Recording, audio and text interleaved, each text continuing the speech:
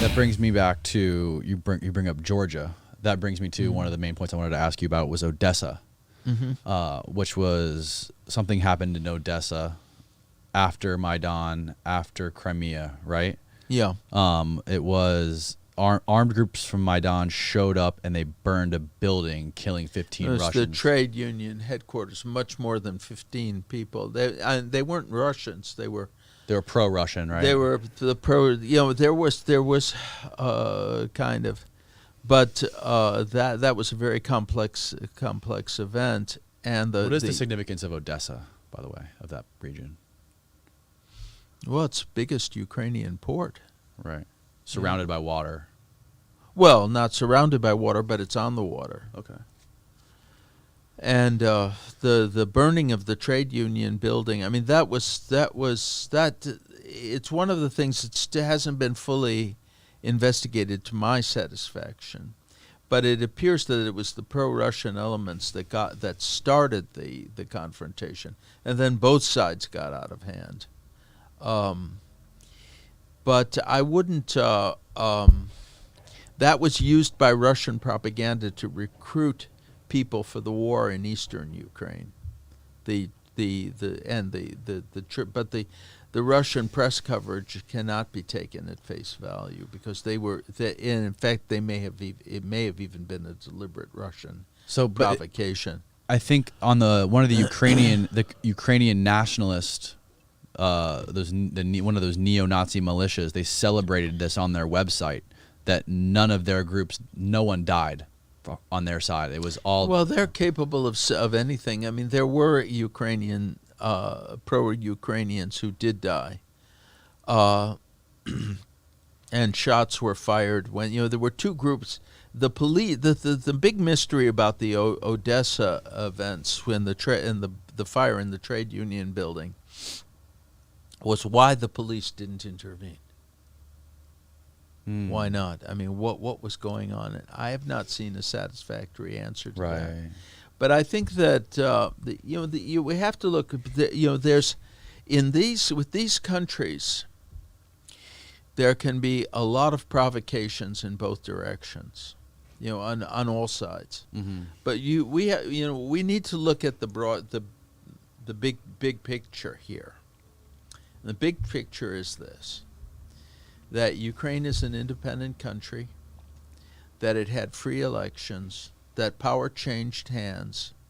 Poroshenko lost the election. He gave up power.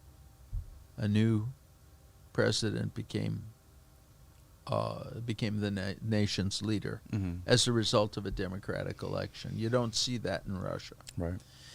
And also that it's up to the Ukrainian people to decide who they belong, what their nation is, not for the Russians to decide that. So if Russia says that Ukraine is part of Russia, that's wonderful that they have that opinion, but that's a decision that they can't make. Right.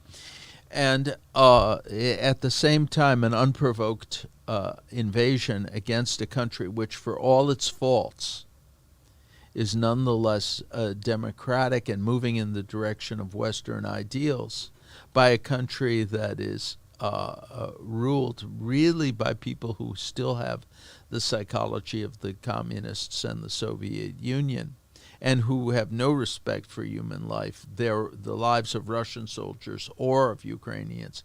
Talking about the people invading currently? Yeah.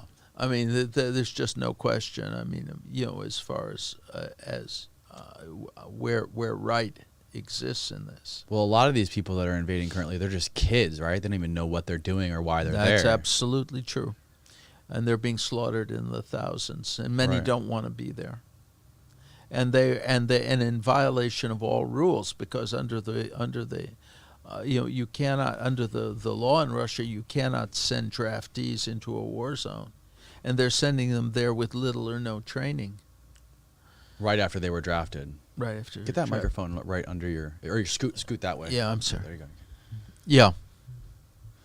I want to go back real quick. So in Odessa, the guy who became the president of Odessa was from Georgia, right? Well, he wasn't the president of Odessa. He was the governor. The governor. Right. Yeah, that was the former. That was Saakashvili, who was the former leader of Georgia, yeah. Right, and he worked closely with the United States. There's many photos of him with George Bush. He also worked for a New York law firm who represented an NGO. And then there's also been this guy even who's now the governor of Odessa. He's posted on his Facebook page that he gets paid $200,000 a year by the U.S. government, which is more than the governor of Maine. So again, things like this just raise all these questions. Like, why is the U.S. government paying the governor of Odessa $200,000 a year? Well, I think in the case of I mean, I don't know the situation, so I can't answer. But I think that when things like that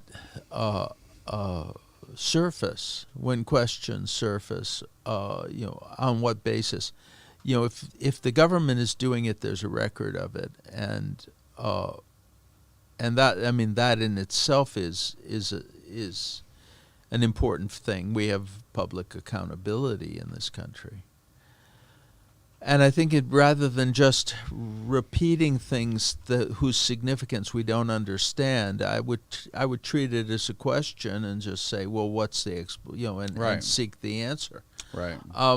If there's something wrong with it, it can in our system it can be corrected. Well, it just kind of it just makes me question it makes me question Putin's motives. Right? If you see, you have to forgive my ignorance of the history. I can only watch so many documentaries and read so many articles.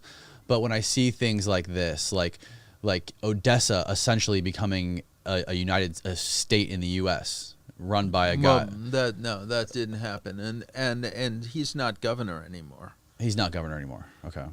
No, and I mean, this is, we exist in the era of bad information. When I was young, it's a long time ago,